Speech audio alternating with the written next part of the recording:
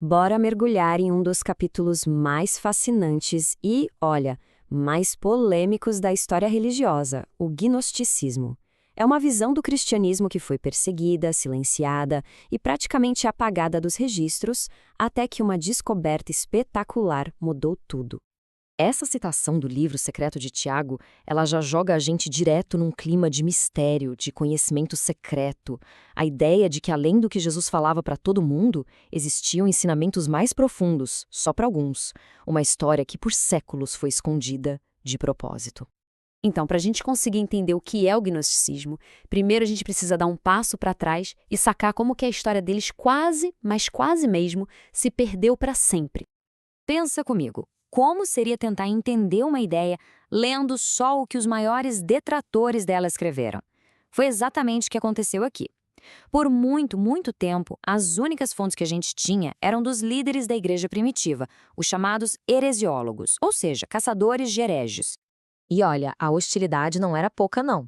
Figuras como o bispo Irineu de Lyon não viam o gnosticismo como só uma interpretação diferente. Para ele, era uma fraude, uma coisa perigosa. Ele chegou a comparar o movimento a uma hidra, sabe? Aquele monstro mitológico de várias cabeças que ameaçava o que ele defendia como a verdadeira fé.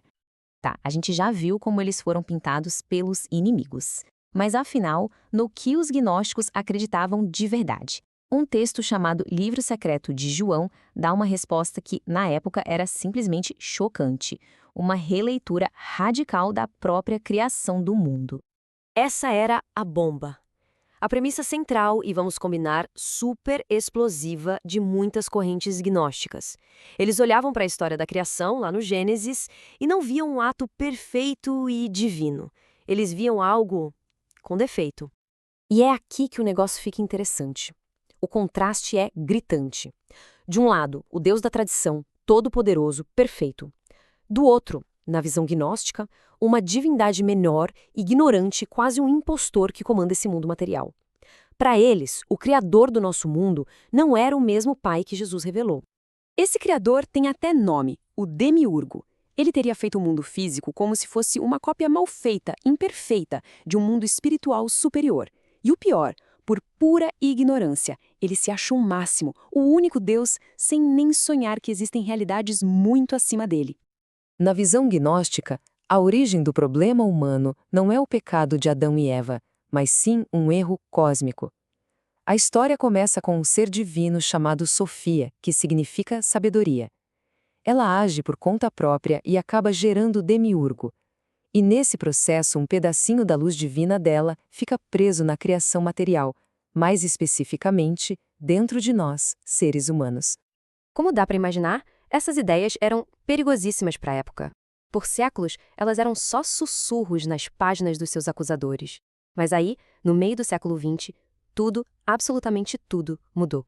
Nesse ano, lá no Egito, perto de uma cidadezinha chamada Nag Hammadi, um agricultor local procurando fertilizante acabou fazendo sem querer uma das descobertas arqueológicas mais importantes do século. Dentro daquele pote, cara, escondida por uns 1.600 anos, tinha uma biblioteca inteira de textos gnósticos. Eram os escritos deles mesmos, com as palavras deles. As vozes que tinham sido caladas finalmente podiam ser ouvidas. Pela primeira vez, os pesquisadores puderam ler direto da fonte textos como o Evangelho de Judas. E nesse Evangelho, Judas não é o traidor. Pelo contrário, ele é o discípulo que mais entendia Jesus e que o ajudou a se libertar do corpo físico. Uma virada de 180 graus na história que todo mundo conhecia. A biblioteca de Nag Hammadi mostrou que o gnosticismo não era só uma pequena divergência. Era um caminho espiritual profundamente diferente daquele que se tornaria a ortodoxia. A palavra-chave aqui é gnose. É grego para conhecimento. Mas, não é um conhecimento de livro, de decorar coisas. É uma sabedoria espiritual, um insight, um despertar para a verdade sobre quem a gente é e de onde a gente veio. A salvação não era algo que se recebia de fora, mas algo que se descobria dentro. Essa frase resume tudo, né?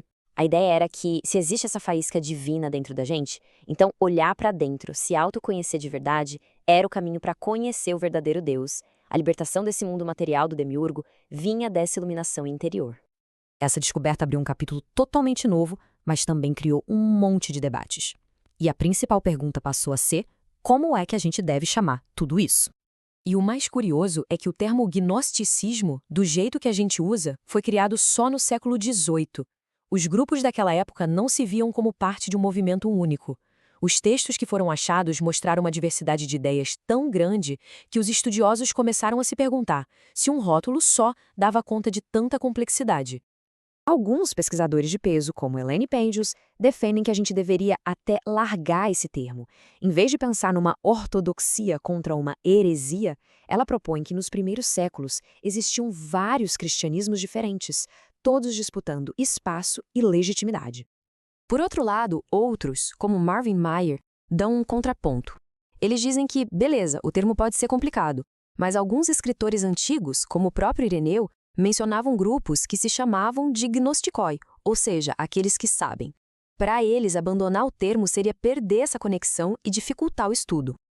No fim das contas, a história do gnosticismo é um lembrete muito poderoso de que a nossa compreensão do passado está sempre mudando. Ela mostra que aquilo que a gente chama de história é muitas vezes apenas a versão que conseguiu sobreviver. A redescoberta desses textos desafia a gente a pensar: o que mais foi perdido, enterrado sob as areias do tempo, só esperando para reescrever tudo o que a gente acha que sabe?